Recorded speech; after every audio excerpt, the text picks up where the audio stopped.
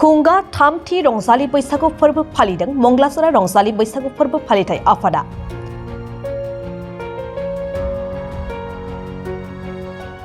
रायजोनाङैनो बे समाव दाब दाब ओनसोलाव रंजालि बैसागु फोरबो फालिनाय हाबाफारिया सोलिगासिनो दं।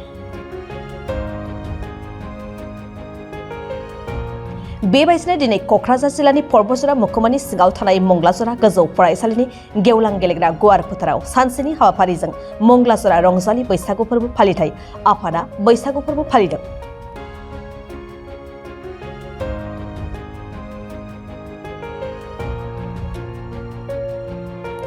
बैसागु फोरबोनि गेवलां मेलखौ मासि लाना सामलायो मंगलाजरा रंजालि बैसागु फोरबो फालिथाय आफादनि आफादगिरि रन्जित कुमार ब्रह्म बिथाङा लोगोसे मेलखौ बेखेवना होयो मंगलाजरा गेजेर फरायसालिनि बारग' लोगो फोरोंगिरि जयमती ब्रह्म गिरिया।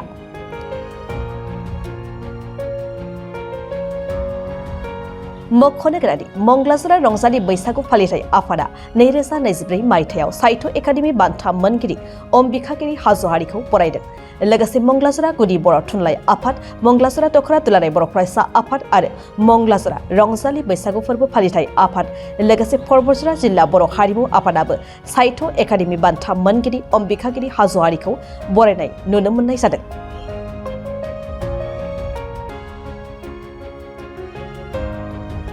बेराफारसेथिं देग्लाय बोसोराव मंगलाजरा ओनसोलनि सरखारि साख्रिनिफ्राय आजिरा मोननाय बिथांमोनखौ मान बावनायखौ नुनो मोननाय जादों।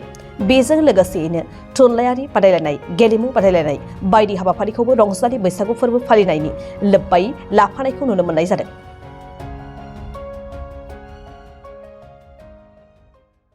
जोबोद गोजोननाय बाथ्रा जोंनि परबजरा हालामाव जोङो दाब दाब जायगायाव दिनैहाय रंजालि बैसागुखौ फालिगासिनो दं। दान्दिसे आगोल जोङो काजिगाव दख'रा थुनलाइ बर' फरायसा आफाद आरो काजिगाव प्राइमारि बर' थुनलाइ आफादजों रंजालि बैसागु खुंफुंनायनि गेजेरजों ओनसोलनि रायजो राजाफोरखौ बरायनानै लानाय जादों। बेजों लोगोसे दा जों मंगलाजरा दख'रा दुलाराय बर' फरायसा आफाद आरो मंगलाजरा प्राइमारि बर' साहित्य सभा बर' थुनलाइ आफादजों खौसेयै बेवहाय रंजालि बैसागु खुंफुंगासिनो दङ। दा बेवहाय रंजालि बैसागु खुंनायनि गेजेरजों जोङो रायजो राजाफोरनि गेजेराव मोनसे गोजोन थासारि लाबोनो नाजागासिनो दं। बेवहाय जोंनि परबजरानि जे मिथिंगायारि थासारि, बे थासारिया जोंना जुदा जुदा जानायलाय जोङो बेवहाय जुनिया भाबै बे हाबाफारिफोरखौ लानो गोनां जायो। बियो जोङो दा मंगलाजरायाव गाजा गोमजायै ओनसोलनि रायजो राजाफोरखौ लानानै रंजालि बैसागुखौ खुंफुंनाय जागासिनो दङ। बैसागुनि जोंनि माहारियारि जे फोरबो, बे फोरबोआ जाहाथे अराय गोजोर जानानै थायो। बे बोसोर गोदाननिफ्रायनो सुबुं माहारिया गावनि जिउ खुंनायाव जाहाथे गाजा गोमजायै बा आलो गोजोनै जाहाथे रायजो जानायाव संसार जानायाव जाहाथे आलो गोजोनै हाबा मावलांनो हायो। बिनि थाखाय जोङो रायजो राजानिसिम आर'ज गाबगोन जे आनान गसाइया बयनोबो बोर सारस्रिथों, आलो गोजोन जाहाथे मोनसे थासारि लाबोनानै होफैयो। फरायसाफ्रा जाहाथे फरायनो हायो, मोजाङै आबादारिफ्रा जाहाथे मोजाङै आबाद मावनो हायो। बेबायदि थांखिखौ लानानै जोङो आनान गसाइनि खाथियाव आर'ज गाबगोन। औ, जोंनि बर' माहारियाथ' आबादजों सोमोन्दो थानाय मोनसे माहारि आरो जोङो बयबो आबाद मावनानैनो जिउ खांनाय जायो। आरो बे आबाद मावनायाव जोंहा मिथिंगाजों सोमोन्दो थानांगोन। जोङो बोथोर गोदान बैसागुनिफ्रायनो जोङो आबाद थाइखा मावनायनि थाखाय साखाफारा जायो। आरो बे समाव जोंहा रंजालि बैसागु समनि सिगां जोङो मोसौ बिहु फालिनाय जायो। आरो बे मोसौ बिहु बैसागुजों लोगोसे मिथिंगानि जे समायना महर, बेफोरजोंनो गोरोबनानै जोंनि सुबुं माहारिनि थाखाय मोनसे मोजां हास्थायनानै रंजा बाजायै जोङो बैसागु फालिनाय जायो। बेनि थाखाय जोङो जोंनि बर' माहारिया अराय सम मिथिंगाजोंनो सोनारनानै थायो आरो मिथिंगानि सायावनो सोनारनानै जिउ खांनाय राहाखौ लाबाय थानाय जायो। दिनै जोंनि मंगलाजरा रंजालि बैसागु फोरबो फालिथाय आफादा थामथि खेबनि थाखाय देग्लाय जों बेवहाय खुंफुंदों।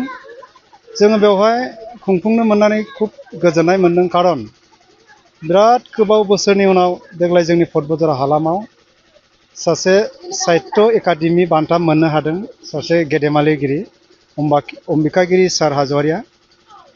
अम्बिकागिरि हाज'वारि सारनि जे बान्था मोननाय आरो बिथांखौ दिनैहाय जोंनि नैबे रंजालि बैसागु फोरबो फालिनायाव जे बिथांखौ जों बरायनो मोन्दों बिनि थाखाय दिनै जोंनि नैबे रंजालि बैसागु फोरबो फालिनाया एसे कालारफुलसिन जाबाय होननानै आङो सान्दों।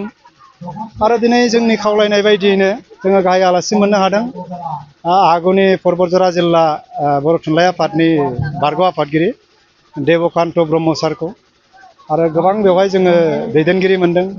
दिनैहाय जोङो सेन्ट्रेल बर' फरायसा आफादनि सुबुं फोनांजाब नेहाथारि सोमदोन ब्रह्म बिथांखौबो जों दिनै मोननो हादों।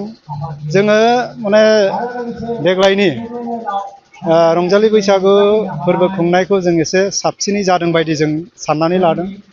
आरो आगुनि समफ्राव बोथोरफ्रा बारा थिग नङामोन। देग्लाय जोङो खेबथामसिम खुंनायावहाय जोङो रायजो राजा आइ आफाफोरनि बाहागो लानायखौ जोङो बांसिन मोनदों। दा जोङो फुंनि समावहाय धोरोमारि माबा हिसाबै ब्रह्म धोरोमजों जों जौगाहुथि होबाय। बिनि उनाव एसे गेलेनायबो जोङो होदों गथ'फोरखौ माखासे बिथिङाव इनकारेज खालामनो थाखाय। आरो दा जोङो गेवलां मेल लाखांनायनि उनाव जोङो फरायसुला फरायसुलि बा गामियाव थानाय मानसिफोरनि गेजेराव हारिमुवारि बिथिङाव सोरहा माबायदि एक्सपिरियेन्स दङ बेखौ मिन्थिनो थाखाय जोङो हारिमुवारि बादायलायनाय हाबाफारि दाहाय लागोन दसे उनाव। दा बेबायदि बायदि रोखोम माबाजों हाबाफारिजों जों दिनैनि हाबाफारिखौ जोङो लादों। दा आङो बेखौनो सानदों जे बे रोखोम माबाजों हाबाफारिजों जों दिनैनि हाबाफारिखौ जोङो लादों। दा आङो बेखौनो सानदों जे नोंथांमोननि बे बड'लेण्ड बुब्लि आरो बड'सा निउसनि गेजेरजों जेन' जोंनि गोग्लैसोनाय मंगलाजरा हालामावबो जे बोथोर नायै बोथोर दमासि समाव दमासिनि बैसागु बोथोरनि समाव बैसागु बोथोरनि माखासे हाबाफारिफोरखौ ज' रायजो राजाफ्रा ज' खौसेयै जे जोङो खुंफुंलाङो बेबायदि मेसेजआ जेन नोंथांमोननि मिडियानि गेजेरजों जेरावबो गोसारथों। आरो मोनफ्रोमबो जोंनि रायजो राजाफोरनि गामिफ्राव जेन' रंजालि बैसागुखौ मोजाङै मोजां खुंफुंलांनो हाथों। खारन गोदोनि समाव लोङै जायै जोंनि बर' माहारिया समफोरखौ बांसिनै बारहोयोमोन। खिन्थु दानि समाव माखासे एसे माने जौस्राङाव लाबोनानै जोंनि माखासे बैसागु फोरबो फालिनायनि स्टेन्डार्डआ एसे गोजौआव फैसिनदों। बेनि थाखाय जोङो साबायखर बावदों। जानो हागौ नोंथांमोननि मिडियानि गेजेरजों बबे बबे एरियायाव मा रोखोम बैसागु फोरबोखौ फालिनाय जादों बेफोरखौ फोसावलायनायनि गेजेराव मानसिफ्रा हयथ' बेखौ नायनानै फल' खालामलायनानै गावखौनो गाव फोसाबलायनानै दिनै बे समसिम फैनो हादों।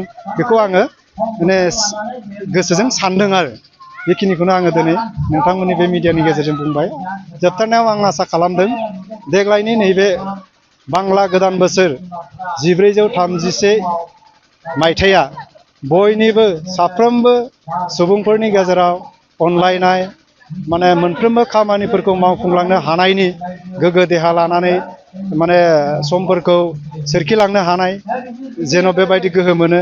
बिनि थाखाय अबंलावरिनाव बोर बिनानै आंनि फंनैसो बुंनाय रावखौ आं बेयावनो फोजोबनाय जाबाय।